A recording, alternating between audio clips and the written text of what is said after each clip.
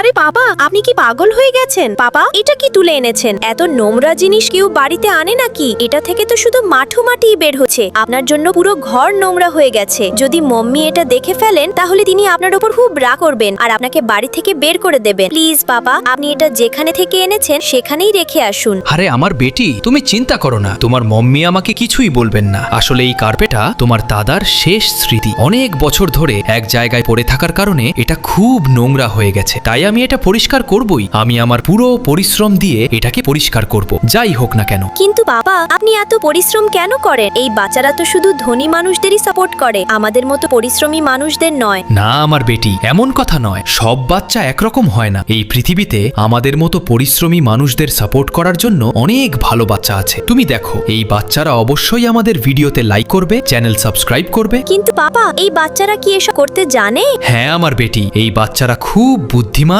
আর ভালো মনের। তুমি দেখো, এই বাচ্চারা অবশ্যই আমাদের ভিডিওতে লাইক করবে, চ্যানেল সাবস্ক্রাইব করবে আর কমেন্টে একটি রেড হার্ট কমেন্ট করবে।